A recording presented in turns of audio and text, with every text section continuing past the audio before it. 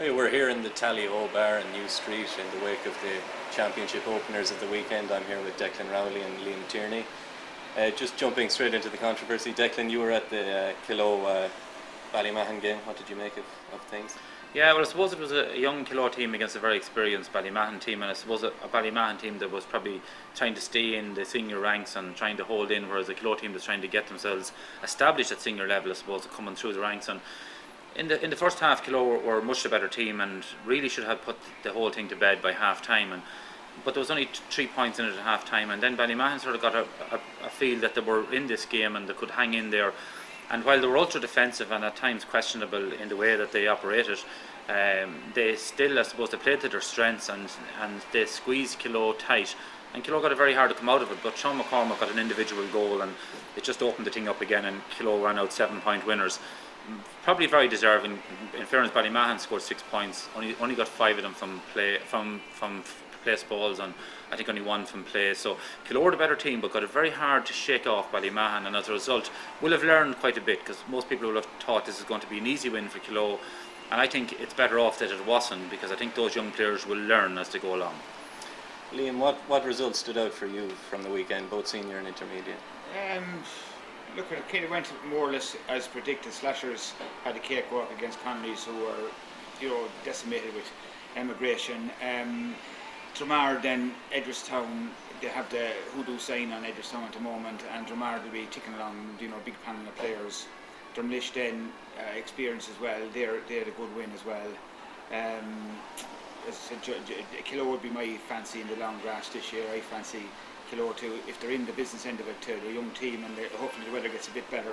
Then you have the Clongish and Mullinata, which they seem to be, first round of championship every year, and Mullinata count themselves unlucky, but I think Clongish proved a superiority. There was 4 or 5 points in it this year, and they finished the game well. So there's an awful lot of interesting games to be played, and the new format now, as Declan was, we were talking earlier prior to coming on air, is going to throw up a few interesting clashes.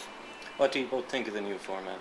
I think it's exciting. I was wondering where it came from, because it certainly is unorthodox in relation to GAA, but it certainly brings great excitement around the thing.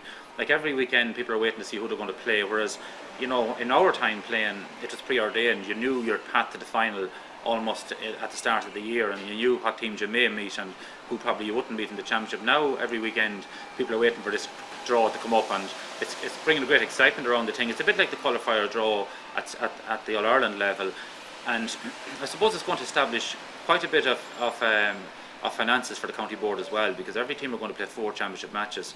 In my time, I know I won 2 championships in 93, 95, I won one in 1988 as well, and I think we won each of those championships playing 3 games. Whereas clubs are going to have to play 4 games before they even get into a quarter final now, so it's going to be 4 and 3 is 7 games in order to win the championship, and that can only be good for club football. Liam, what do you think of this? Yeah, well, it's probably the cream, as Declan said, will come to the crop, but also it gives you a little bit of championship fever as well. That you could end up drawing 3 very good teams at the start, and like you're talking about, you have to at least get 4 points to guarantee that you're going to be in that 8th place, and you could be very unfortunate that you could end up drawing 3 of the best 4 teams in the and some of the weaker teams might, but as Declan said earlier, if you win 2 games, then you're not the weakest team. So gives that little bit of a knockout feel about it. The years ago, as Declan was saying, if you didn't win your first round, you were gone. You had a long hot summer at that time, which is not anymore, but you were gone for the year, and it brings that little bit of a knockout temperament into it as well. So there's no harm. You did ask me about the intermediate championship there. I get back to that as well. That it's a good format. There's teams that came down last year, like Arda, Cashel, Ballymore, and Granard there. Granard came down as well. So there's a nucleus there. It's a very interesting intermediate championship, very open championship as well. The draw has been made for the second round of the seniors. I'll just ask you to say a bit on each of the games coming up. Slashers and Ballyman, what do you think? Yeah, I think Slashers are probably the team that's the most experienced team in the championship. I think maybe the championship is theirs to lose again. They've established 2 championships in a row. They have a system of play. They have a player like Michael Brady's coming back. It's going to help out the situation. I suppose if they're vulnerable at all, it's up front, in the sense of a very good defensive strategy. They have a very strong midfield. They play the system very well, but sometimes they probably might find it hard to get scores, like in the county final last year. Maybe they were there for the taking, but I think they're the most experienced team in it.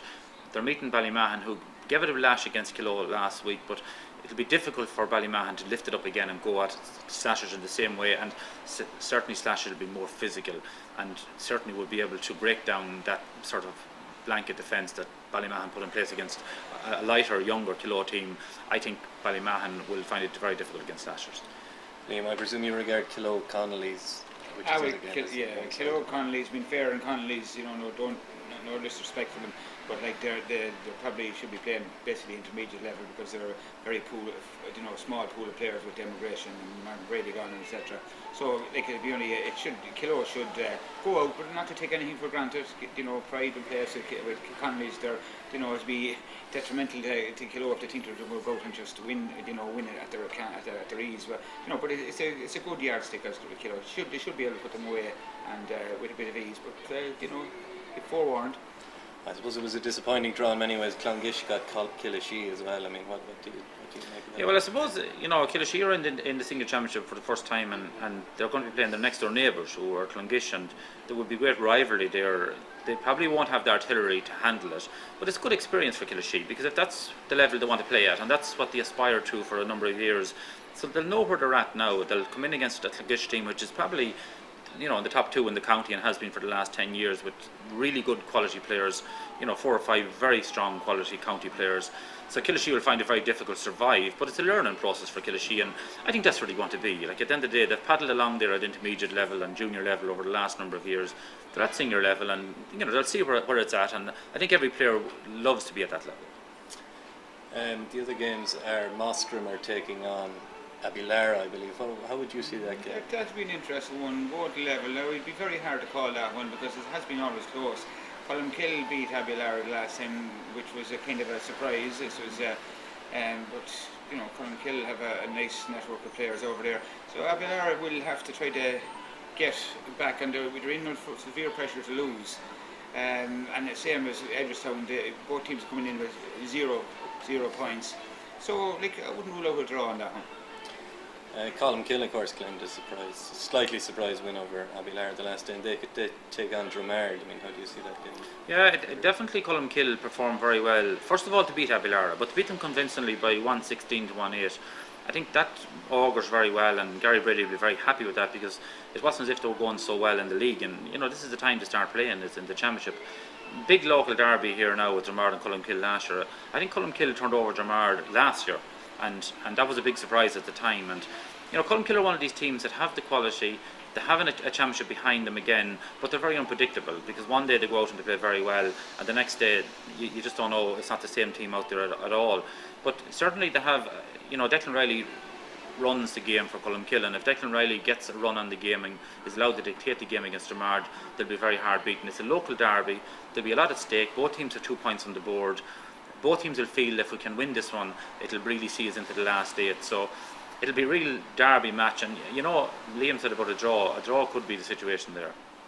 Drumlish had a sort of unconvincing win, I think, over Killashee. They take on Mullinloughtah, who'll be smarting from last week. How do you see that game? Yeah, it's been an interesting one. Drumlish, for the many girls, it's very hard to beat them anytime, irrespective of what level they're at. Mullinloughtah have the county players involved, but they have a very small panel of players. Like, if 1 or 2 gets injured, that's it. You're pulling from your 15, and that's the big problem over Mullinloughtah over the last couple of years. Mullinloughtah should see this one out. If they ever any aspirations at all, they'll have to nail down 2 points here if they have to go to a semi-final position, and get the confidence going and get all the players. Hopefully now they don't get. Every year they seem to pick up one of their top players, pick up some injury. So if they can get a clean bill of health for a few games now, and it could be. Look, nobody want to play Mullinloughtah. Simple as that. None of the top teams want to play them. You said you thought Slashers would win the championship this year. You don't think Kilo or Clongish or? Well, I suppose taking Kilo first of all, I think Kilo are a work in progress, in the sense that they've got to get themselves into a final of a championship eventually. Maybe sometimes they lose one to win one, and Kilo will win championships down the line, because there's a flow of players coming through, very good young players. Michael Quinn has been a huge help back to Kilo this year. He's a very seasoned player, a very mature player, and he had a great season with the county. Sean McCormack is on fire. And then there's fellas like Padraig McCormack. Kilo won the under 21 championship last year, and it'll be strong under 21 again this year. So they definitely are work in progress. It might be a step too early for them. From the point of view of Clongish, I think Clongrish sort of threw the championship away last year. I think they really tactically probably were found wanting in the sense that they played a very defensive game against a team that really were defensive in themselves, which meant it was a low scoring game. I think if Clongrish had to go at it, they have too many quality players to step back and be defensive. So the likes of Paddy Dow was playing very well. I watched him there 2 weeks ago against Kilo in the league, kicking frees on both left and right foot. Paul Barden is probably the best footballer in the county, club level and at county level at the moment. Then the Williams has a new lease of life. They're playing with Leitrim now, and I think he'll be back on top of his game as well. So Clongrish are going to be very difficult to beat, and I think Clongrish and Slashers are the two top teams. But Kilo it'll be very interesting to see how they progress as the year goes on. Liam, do you see a threat to Slashers coming? I do. I see it. I said it all along that it takes an exceptional team to win back to back, but it takes an extra exceptional team, a very, very, very good team to go 3 in a row. It's a big task, and there's a lot of good young managers there taking over all the teams. So they'll be looking at the system that Slashers play, and the system that Slashers play is they don't concede too much, or they don't score. Their average score last year I think was 12 points per game over the season. So they're curtailing the other team from scoring and just doing enough themselves. Didn't concede too many goals.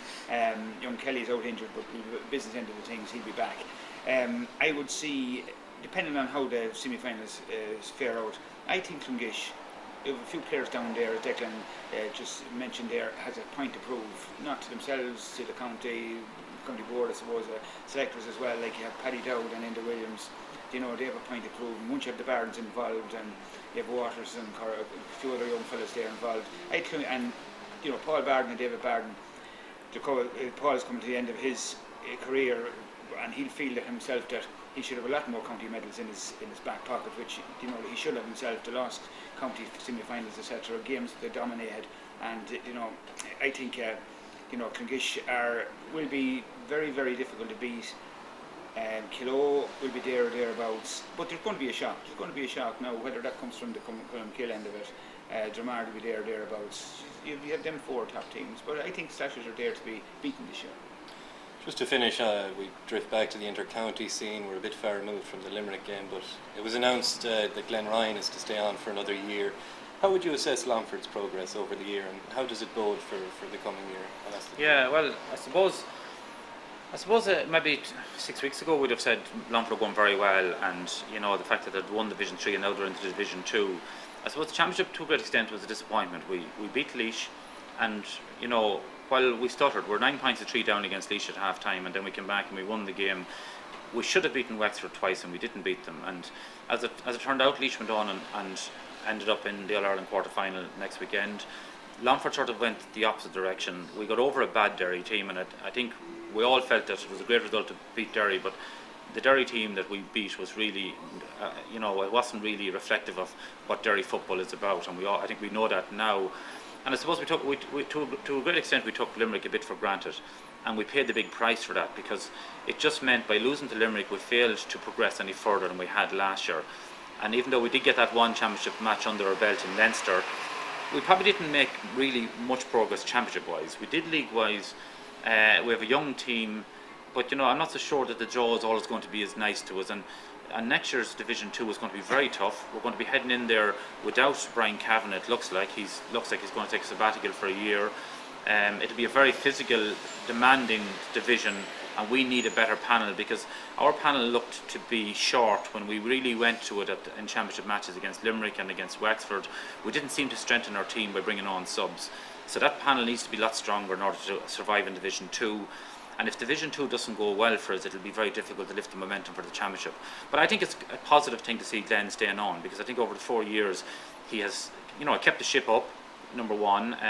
We've been going in a generally good direction league-wise in the last 2 years. In championship, you have to say we got a couple of wins in the qualifier and we got a win in the Leinster Championship. But I suppose we need to do more. We need to be progressing to a Leinster semi-final, and we need to be getting in there against the Dubs and seeing where we're at.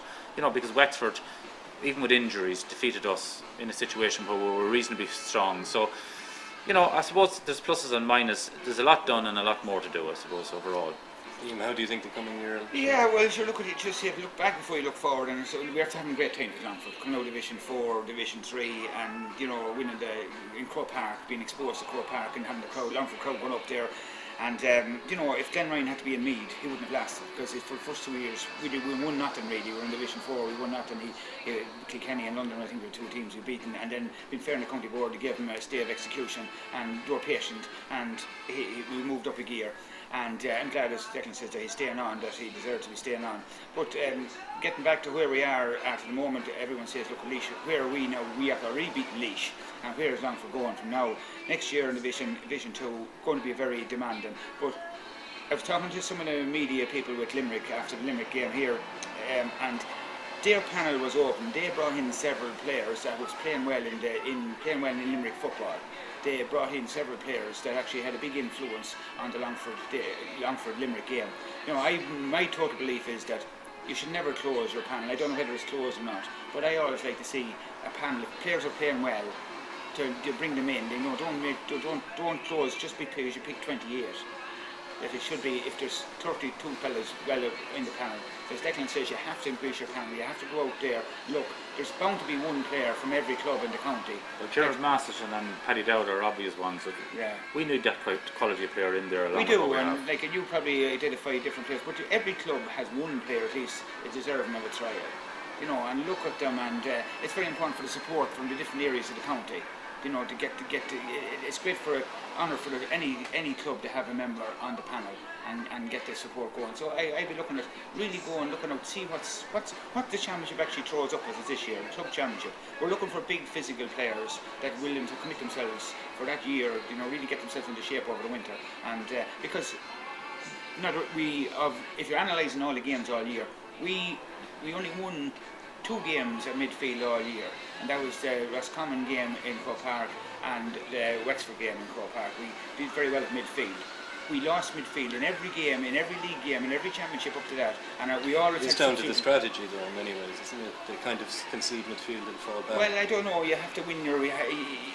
Longford was exceptional forwards because they won many a game with losing midfield, which is an extraordinary thing. You don't lose. It's very hard to win a match by losing midfield, and we lost them several times. And at the Limerick match, when I was looking down in the dugout from the press box, and you were looking at number 8 and number 9, looking back up at you, and the game was only 20 minutes on. Doesn't answer. And it wasn't me actually that pointed that out. It was the Limerick press man says it doesn't look great for you. It's very unusual. That's something that doesn't happen. But the other side of it is too. I think individually our forward line. I think Sean McCormack was a star this year. Brian Kavanagh at times was a star. Paul Barden was as good as he's ever been this year. But I think collectively our forward line don't work well together. And unless that happens, we don't create goal chances. Like our goal chances come out of individual brilliance, and you've seen against Wexford and Croke Park just Paul Barden's individual brilliance that got in for a goal. I don't think collectively that we work well as a forward line. I think the ball ends up with some of them individually, and we end up getting great scores or points taken generally. But I think the general type of collective play needs to be better in order to break open tight defences. And you're going to be meeting tight defences when you go up to Division 2. It's going to be a different level, and it's not just going to be individual players that will break it down, it'll be collective work. And I think a lot of work needs to be done on that aspect of Longford's play as well. Would you regard Brian Kavanagh's time off as he's due to take a sabbatical, the word is? He's entitled to go. He doesn't do it now, he'll never do it. He's a young teacher, he's going to look for experience. But look, it might only last a few months, he might be back. But, getting back to where Longford were, the fact that we didn't get that extra game, everyone's saying, we're better off if we didn't. I listened to it over a nice creamy pint. I heard the local, I go down listening to what the local gospel is afterwards. But the main thing was, we're lucky we didn't. That Wexford beat us. Dublin would have beaten us by 20 points. I knew that was never going to happen. That's where the players were. And on the day, the Dublin full back line were out there for the taking. And as Declan says, Sean McCormack getting at that level, see where actually he is against good players. We'd have rattled Dublin. I'm convinced we'd have rattled Dublin. Limerick, if we got the Limerick rattled Kildare, had them beaten for 30 seconds. Now, if we had got the extra game, even if Kildare had beaten us, it would have meant that Michael Quinn and Paul Barden would have got extra game and would have been in a strong position for an All-Star nomination. We've lost that chance now because we didn't get that game. So Paul Barden and Michael Quinn would have been heavily back for an All-Star. We effectively didn't win 3 championship matches that we should have won, and that was the first one against Wexford, the second one against Wexford, and the one against Limerick. Because those 3 matches we had control of those matches, and we weren't able to see them out. The second one against Wexford scored 5 of the last 6 points. and they're still missing Ling on that day, like, and they had the centre back was missing as well. So there was a real chance for us there, and whether I just think that there's a killer instinct that we need to get into our play, and whether we need to win matches scoring 110, like we're scoring 16 points and still not winning. We need to be able to kill off teams, and we need to work on that. And I think that's part of the progress that, like, the Jimmy McGuinness is doing that with Donegal. He's planning out his strategy. He's working on that on a yearly basis. There's more to training county teams now than getting them fit. You know, working out the conditioning and the fitness levels and a bit of tactical. There's a lot more than that. There's a sort of a mental aspect to it too. And Longford have got to step up now. They've got to progress another little bit. Otherwise, they'll get lost in the next level. Do you see any midfielders around the place who could take up? Well, just on that one there, I was very impressed with Derek Casterly last week for a climb. I think he's a big, raw guy at the level of height and power that we're looking at.